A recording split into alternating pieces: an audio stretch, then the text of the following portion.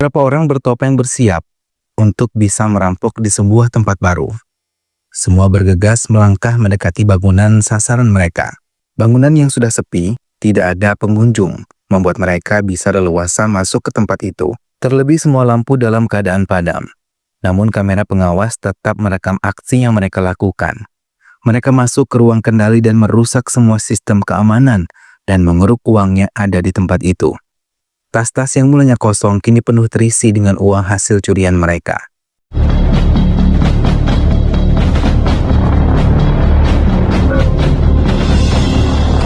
Semuanya lekas berlari ketika tahu sistem keamanan tiba-tiba hidup ketika mereka tengah melakukan aksinya. Semua berlari menembak mati salah satu penjaga yang sadar akan kehadiran perampok itu. Mereka segera masuk ke mobil untuk menghindari kejaran peluru. Namun salah satu dari mereka tidak bisa masuk ke mobil, harus terkena 2 peluru hingga membuatnya tersungkur jatuh tidak sadarkan diri. Ketiga rampok yang tersisa mengendarai mobil tersebut dengan sangat kencang hingga tidak menghentikan laju mobil mereka walau satu tas berisi uang penuh karena takut tertangkap petugas yang mungkin mengejar mereka. Sementara di tempat lain, Subas yang masih mengerjakan pekerjaannya mendengar keluhan keluarga temannya yang menampung tempat tinggalnya selama ini. Ia merasa bersalah karena istri temannya mengeluhkan keadaan dirinya yang tidak cukup memberikan mereka uang tumpangan selama ini.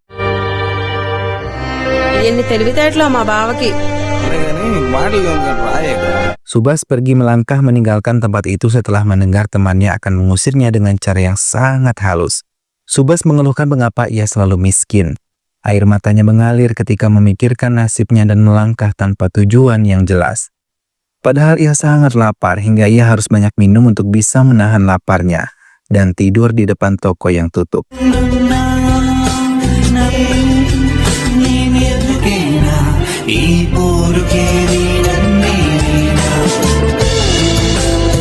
Ia mencoba mencari pekerjaan baru namun tak satu pun dari mereka mau menerima dirinya untuk bekerja. Subas duduk sambil melihat uang yang ada di saku kemejanya hanya 100 rupiah. Tiba-tiba, ia melihat sebuah tas yang tergeletak di bawah kursi yang ia duduki. Ia mengambilnya dan berpikir bisa menggunakannya untuk bantal tidurnya malam ini. Ia mencoba memeriksa tas yang ia temukan, namun ia ketakutan ketika melihat banyak mobil polisi yang melintasi jalan ini. Rasa penasaran membuatnya membawa tas itu dan memutuskan membukanya di tempat yang aman.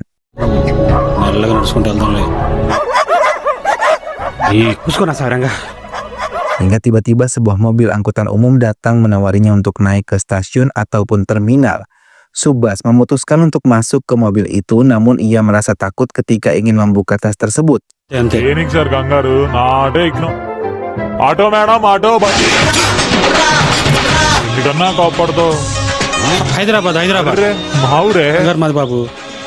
Setelah tiba di terminal, ia masuk ke sebuah kamar mandi umum dan berdoa agar Tuhan nanti memberikannya uang agar bisa membayar kamar mandi itu. Namun belum juga ia memakai kamar mandi itu, ia diketuk kuat oleh seorang pria yang tidak ia kenal. Terpaksa Subas keluar dari kamar mandi itu dan memberikan uang yang ia miliki. Setelah pria itu pergi, ia kembali masuk ke kamar mandi tersebut dan dengan penuh penasaran ia membuka tas tersebut. Ia sangat terkejut setelah tahu isi tas tersebut penuh dengan uang. Ia mengucapkan syukur karena doanya terkabul oleh Tuhan, hingga ia memutuskan untuk kembali ke desanya.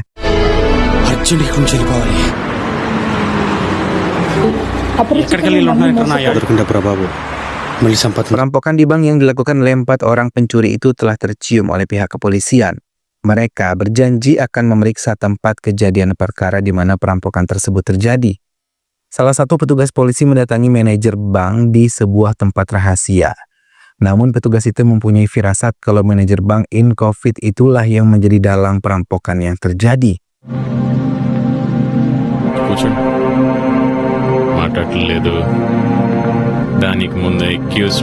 నేనా సార్ మీరు చాలా mind your words police sir I'm encounter అంటే ఏంటో తెలుసా? పిల్లల చదువు కోసం కూతుర్ల ఇప్పుడు నేను వెళ్తే గానీ అక్కడ వాళ్ళకి అదే పోలీసులకు దొరికిపోయాక జనాలకి వాళ్ళ కుటుంబాలకి సార్ మినిస్టర్ దగ్గర నుంచి ఫోన్ వచ్చింది. ఆయన పేరు శ్యామలరావు గారు. Sementara Subas yang ingin kembali ke desanya terpaksa menumpangi sebuah truk yang arahnya menuju desanya. Ia mendengarkan percakapan beberapa orang yang ikut menumpang juga di dalam truk itu. Yeah కొట్టు నిన్ను నమ్ముకొని వచ్చినందుకు మనవడో మనవరాలు పుడితే వాళ్ళు ఎలా చదివిస్తారు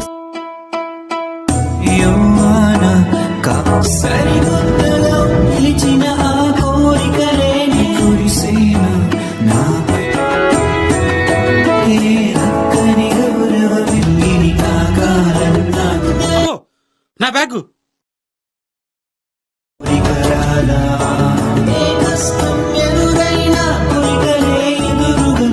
Setibanya di desanya, ia terkejut ketika melihat rumah yang biasa ditinggali orang tuanya telah dikunci. Ia memutuskan untuk pergi ke pemilik rumahnya. Ia meminta uang sewa rumahnya dibayar semua.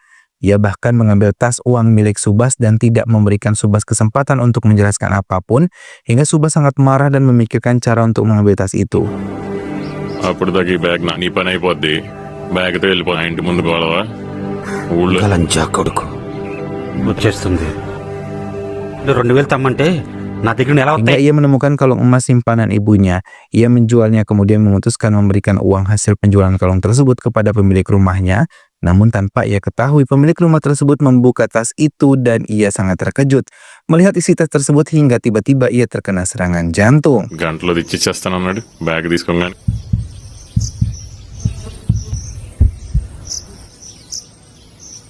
Tak lama Subas mendatanginya, namun ia tidak sadar kalau pemilik rumahnya tersebut telah meninggal. Ia berpikir pemilik rumah tersebut hanya tertidur. Ia memberikan uang tersebut dan mengambil tas uang miliknya. Namun setelah ia meninggalkan rumah tersebut, warga desa berlari mendatangi rumah pemilik kontrakan itu. Salah satu dari warga mengatakan kalau pemilik rumah tersebut telah meninggal. Subas terkejut dan mulai berpikir apakah pemilik rumah tersebut terkejut saat melihat sejumlah uang di dalam tasnya.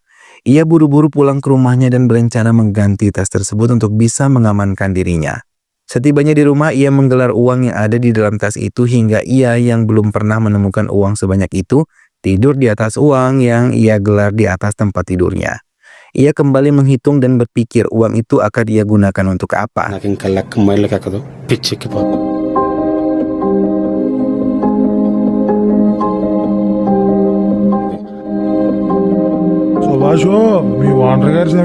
Ia sangat terkejut dengan jumlah uang yang ada di dalam tas tersebut, karena seumur hidupnya ia belum pernah memiliki uang yang sebanyak itu. Beberapa petugas bank dipanggil oleh petugas untuk penyelidikan berikutnya. Subarau, salah satu rekannya, mencatat satu persatu nama dari petugas bank yang datang ke tempat itu. Manajer bank yang ikut kembali menjelaskan dengan detail uang yang hilang dari bank Incovid, karena bank yang mereka rampok adalah bank pusat dari kota ini. Ola తీర్చుకోవడానికి ఇలా ప్రతి ఉన్న 100 బ్యాంకుల్లో 40 మాటలో ఉండాలిగా ఫ్యూచర్లో. వా ఇక్కడ ఎటం కాదు. Subas yang sudah 15 hari berada di desanya terus mencari tahu tentang uang tersebut. Namun dari surat kabar yang ia baca tidak ada yang menyangkut tentang uang yang ia temukan itu. Selain dari surat kabar, ia juga mencari tahu pemberitaan dari televisi.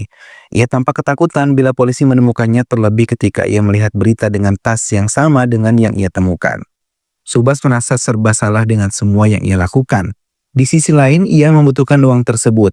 Di lain sisi, ia takut bila ia dituduh mencuri.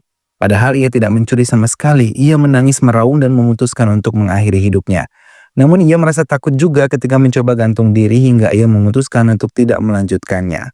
Namun ia kembali mencoba menggantung dirinya lagi. Bank yang terletak dalam satu gedung dengan toko perhiasan dan pusat kebugaran serta keadaan listrik yang tidak stabil saat perampokan itu membuat petugas tersebut tetap mencurigai manajer bank sebagai dalang dari semua perampokan ini. Petugas menganggap kalau bank tersebut menyimpan uang dalam gedung yang tidak aman. ఏంటి sir manager మీరా సెక్యూరిటీ లేని బాంతులో బ్యాంక్ పెట్టిన సార్ వాళ్ళ ఫుటేజ్ వాళ్ళకి ఇచ్చారు ప్రతిదానికి మీరు బీపీ తెచ్చుకుంటే Subas yang mencoba mengakhiri dirinya kali ini gagal. Ia malah mengalami cedera pada kepalanya. Ia masih ketakutan namun kembali berpikir tidak mungkin petugas menemukan dirinya di desa ini. Ia menyembunyikan uangnya di tempat lain, kemudian ia membuang tas yang ia temukan dan menggantinya dengan tas yang baru. ఈ డబ్బును దాచేస్తా ఎవ్వరికి తెలియని చోటు నాకు మాత్రమే తెలుసు Ia membawa tas tersebut pergi dari rumahnya dan ia merasa seluruh warga memperhatikan diri. Ia juga menolak beberapa angkutan umum yang menawarkan jasanya mengantar ke tempat tujuan. చెప్పేది నాన్న. Ia lebih memilih berjalan dan kemudian berhenti di sebuah bangunan kosong untuk beristirahat sebentar saja. Tak lama ia menumpangi sebuah bajai untuk keluar dari desanya, namun ia merasa kesal ketika pemilik bajai tersebut menghentikan bajai miliknya untuk makan. చూడయ్యో నువ్వైనా అదేంది ఆల్రెడీ నన్ను వచ్చేస్తాగా. వెళ్ళరా వెళ్ళు త్వరగా రారా రేయ్. Namun tiba-tiba supir bajai tersebut mendapatkan informasi kalau Subas telah membawa uang sebanyak 50 lak. Dan bagi siapapun yang menemukan Subas akan diberikan imbalan sebanyak 1 lak. Mendengar hal tersebut, supir bajai itu menghampiri bajainya dan mengatakan pada Subas kalau ia mau setengah dari uang yang ada di dalam tas Subas. Namun Subas tersadar kalau tadi ia terlalu ketakutan hingga ia memikirkan hal yang tidak-tidak. Padahal supir bajai tadi hanya meminta uang bajainya dibayar setengah. ఇంకా నా బ్యాగ్లో అనుకున్నా. అయ్యో దిగిపోతారమ్మా. ఎవరు పోవాలన్న? Dari hasil rekaman kamera pengawas, bank telah ditemukan 10 orang terluka dan 2 orang meninggal dunia. Tugas menyatakan penyelidikan telah selesai dan ia berjanji dalam waktu 2 hari akan menemukan pelakunya. Manajer bank yang berhasil meyakinkan petugas tersebut merasa senang dan meninggalkan ruangan penyelidikan itu. Kedarnath కైలాసం అయితే పూజ చేసుకుని పూజ వేద్దామని bad mind దాని ఆధారంగా వచ్చిన అందులో వచ్చిన వాళ్ళ 4 మెంబర్స్ మిగిలిన 3 Subbarao. Subas melanjutkan perjalanannya dengan berjalan. Ia yang merasa ketakutan memilih untuk pergi ke tempat yang jauh dari penduduk. Di tempat yang sepi itu, ia mengeluarkan sebuah cangkul dan mulai menggali tanah di area pegunungan itu. Ia berencana untuk menguburkan uang-uang yang ia temukan dan ia yakin polisi tidak akan menemukannya. Karena ia yakin orang-orang tidak akan percaya kalau ia berbicara tas tersebut ia temukan di jalan. Setelah meyakinkan tempat itu aman, ia memberikan sebuah petunjuk untuk dirinya sendiri bila ia datang mengunjungi lagi tempat itu. మీద ప్రేమ వచ్చింది. డబ్బు అన్నిటిని పలికి 5 6 లేదా Ia kembali ke desanya dan menjalani kehidupan seperti biasa. Namun ia yang takut sama sekali tidak mengambil uang yang ada di dalam tas tersebut, hingga ia merasa kesal ketika perutnya lapar, ia tidak memiliki uang atau bahan makanan untuk membuat dirinya kenyang. కొండ మీద కోతి కాదు కొండ చుట్టూ అందుకు 3 నిబంధనలు తిరుగుతున్నాను నేను. Malam itu hujan turun dengan sangat deras. Subas yang melihat hujan turun mulai khawatir dengan keadaan uang yang ia kubur tadi. Untuk menghilangkan kekhawatirannya, ia mencoba untuk berhayal bila ia menggunakan uang-uang itu untuk keperluannya sendiri. అబ్బా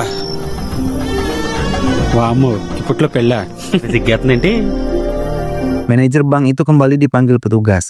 Namun kali ini manajer bank merasa kesal karena petugas itu sama sekali tidak menyelesaikan kasusnya dengan baik sesuai dengan janjinya. Namun ketika ia mengatakan semua itu, petugas tersebut hanya tertawa meledeknya. చాలా రోజులు అవుతుంది నువ్వు తెలియని కాదు కదా. Okay sir. ఏం inter state అని చాలా తెలివిగా మాట్లాడుతున్నారు కానీ రిపోర్ట్లు ఏంటో నాకు అస్సలు అర్థం కావట్లేదు అనుకున్నా. చెప్పాల్సిన అవసరం నాకు లేదు. వాడు వస్తున్నాడు. Subas memutuskan untuk melihat uang yang ia kubur di puncak gunung. Dengan napas terengah-engah ia melihat ke sekelilingnya, namun ia kesal karena ia sendiri lupa menyembunyikan uang tersebut di mana. Karena semua tanda yang ia berikan tiba-tiba menghilang dan terganti dengan tanaman ilalang yang sudah meninggi. Ia yang telah berhasil menemukan cangkulnya kembali menggali tanah yang ada di tempat itu. Namun beberapa tempat tidak semua menunjukkan uang tersebut berada. Ia mencoba menenangkan diri dan mencari lagi hingga akhirnya mendapatkan apa yang ia cari. అమ్మా Ia memeluk tas yang berisi uang tersebut. Dirinya senang karena 15 hari telah berlalu, tas tersebut masih tetap aman di tempatnya. Ia berencana mengambilnya sedikit demi sedikit untuk kebutuhannya dan kesenangannya. Subarau membisikkan sesuatu ke telinga petugas yang bertanggung jawab atas penyelidikan perampokan bank itu. Manajer bank yang melihat hal tersebut merasa kesal karena selama ini ia hanya buang-buang waktu. Bahkan ia menganggap kalau petugas tersebut seolah memiliki dendam pribadi dengan dirinya, terlebih ketika petugas tersebut malah meminta sumbangan untuk pembangunan kuil. What? Reason ఉంది. Subas mendatangi sebuah studio foto dan meminta fotografer tersebut mengambil gambarnya.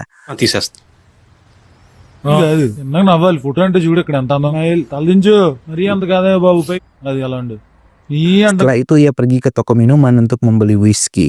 Namun penjual tidak melayaninya karena Subas tidak tahu merek minuman tersebut hingga tiba-tiba Subaro menariknya untuk tidak lagi mengantre. ఇవన్నీ కాస్ట్లీ బాబు ఇటు చూసుకోను పట్టుకెళ్ళన్నా ఆగనా ఒక్క నిమిషం మంచి ఇక్కడ కాస్ట్లీ నువ్వు ముందు చిన్న తలకని ఏ ఊర్రా నీది Karena ia menganggap Subas terlalu banyak membuang waktu untuk membeli minuman. Subas dibawa oleh salah satu temannya dan mereka menghabiskan waktu bersama. Keduanya minum, namun Subas sangat mabuk menjelaskan dirinya yang sudah 1 bulan di desa tidak mengabari temannya karena telepon lama miliknya hilang. Keduanya kini mabuk berat dan meracau tidak tentu arah. లేట్గా ఎక్కుద్ది ఎడ్రా ఈడు ఎలా ఉంది నీ ఎందుకు పెగ్గిపోయిరా కొట్టేసా బాబా సార్ నువ్వు మందు పోయిరా సింధి అలిగిపోయినకి వెళ్ళారా రావటంగా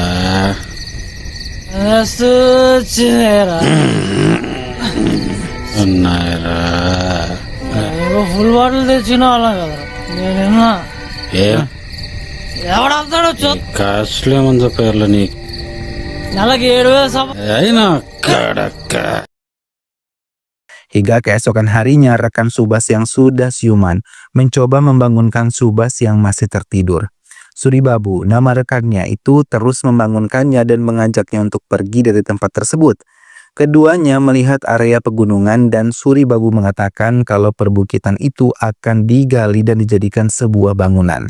Dengan cepat Subas mendatangi tempatnya, menyimpan uang dan memindahkannya ke tempat yang lebih aman. Kali ini ia masuk ke area hutan dan terus menelusurinya.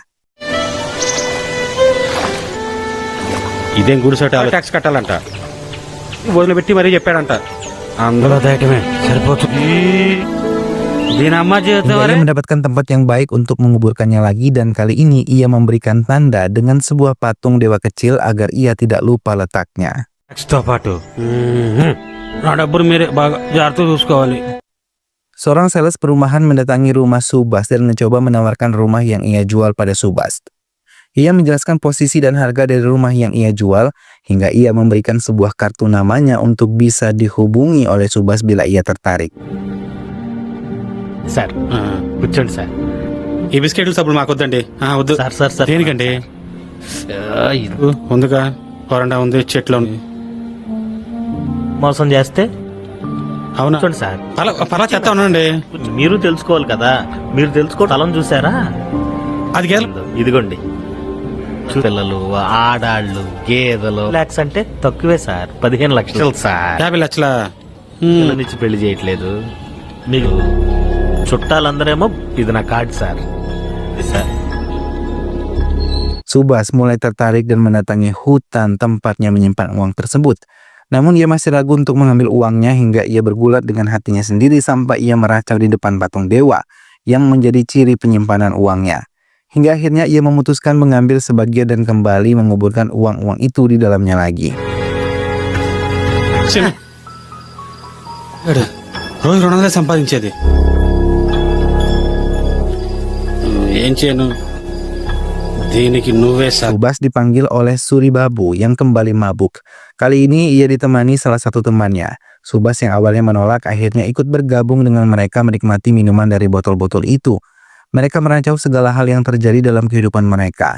Namun dari obrolan itu Subas mulai takut bila ia memiliki rumah bagus. ఇందులో ఉంటదిరా చెట్లు పొట్లు ఇచ్చారు Ketakutannya terbawa hingga ia di rumah dan ia terkejut ketika mendengar suara ketukan dari luar. Ia tidak berani untuk keluar dari rumahnya namun ketukan itu terus saja mengganggunya. Hingga akhirnya ia malah menangis kebingungan. Dan saat ia membuka pintu teman-temannya datang untuk merayakan hari Holi. Mereka membuat Subas tertawa dan merayakan Holi bersama-sama. Subas mulai berpikir ia lebih tenang tinggal di desa yang bisa memberikannya kebahagiaan. Dan tidak dicurigai oleh siapapun bila tiba-tiba ia memiliki rumah yang bagus. Suribabu yang datang menemui Subas terkejut ketika mendapatkan Subas dalam keadaan demam. Ia kembali pulang untuk membawakan obat bagi Subas. Setelah memberikan obat pada Subas, ia sedikit terkejut dengan coretan di dinding, namun Subas tidak mengindahkannya. Ketika ia sudah dalam keadaan baik, Subas mendatangi tempat ia menyimpan uangnya dan berniat untuk mengambilnya. karena ia membutuhkan untuk keperluannya sehari-hari. Kali ini ia mengambil semua uangnya dan membawanya semua. తోడంతో కావాలి కదా అసలు కొరకు కనీస బాధ నేను ఎక్కడ తీసుకు Dengan menggunakan sepedanya, ia meninggalkan desanya. Ia mendatangi kursi di mana ia menemukan tas tersebut.